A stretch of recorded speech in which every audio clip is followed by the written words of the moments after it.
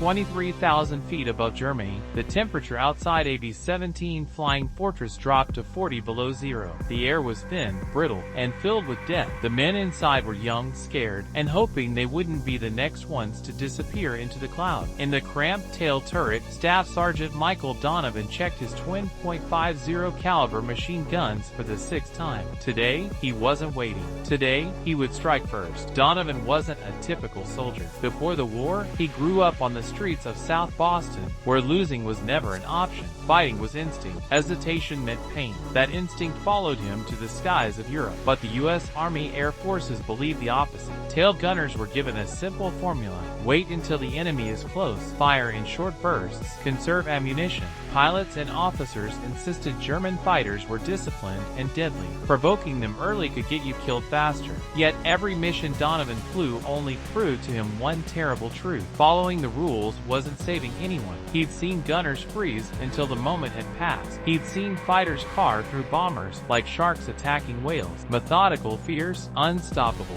He also noticed something the manuals didn't mention. German pilots often attacked in tight groups, focused on formation, not looking for a wild gunner breaking their plan. Donovan understood street fighting. The first punch wasn't just physical, it was psychological. Break the enemy's confidence, and fear would do the rest. On March 6, 1944, the mission was Berlin. Everything was wrong about this day. Too far, too high, too many guns pointed out. Donovan strapped in as the bomber entered German airspace, black lighting the sky with black explosions. Through his tiny glass cage, he spotted them. 12 Bf-109 fighters forming into attack line, getting ready to make their perfect run. Every rule said wait. Donovan squeezed the trigger. His guns roared. Tracer rounds ripped through the sky from a distance everyone said was useless. But that wasn't the point. The sudden attack forced the German formation to scatter. They reacted, not planned. The fighter leader jerked his plane to avoid the unexpected fire. The perfect approach collapsed into confusion.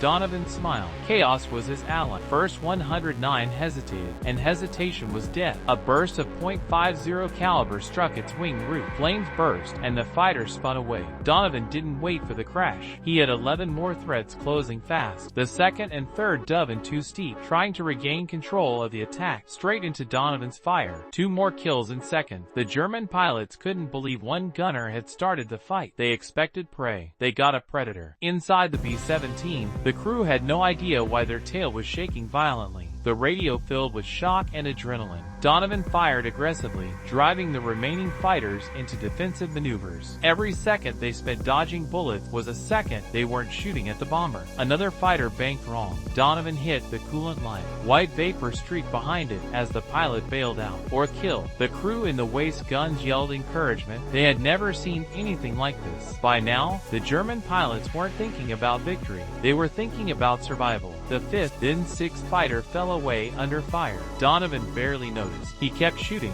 kept roaring, kept fighting like he was back in Boston, throwing fists at anyone who tried to corner him. He wasn't attacking aircraft. He was attacking fear itself. The German leader tried one last discipline charge, coming in head-on to the bomber's tail. Donovan waited just long enough for the plane to fill his sights, then hammered a devastating burst. The cockpit exploded. The leader's plane disintegrated in the wind. 7 down. The rest broke formation entirely, diving for the cloud. But Donovan was not finished. He fired as they retreated, scoring hit after hit. 3 more fighters trailed smoke. One vanished into a black puff of fire below. Another pilot bailed out. 12 fighters were gone or crippled. 4 minutes. That's all it took. The bomber formation behind watched in disbelief. A single-tail gunner had turned back Germany's most feared fighter squadron, using a tactic the Air Force had forbidden. When they landed, Donovan expected trouble for wasting ammunition. Instead, he was mobbed by crews cheering the man who saved their lives. Officers wanted to report a miracle.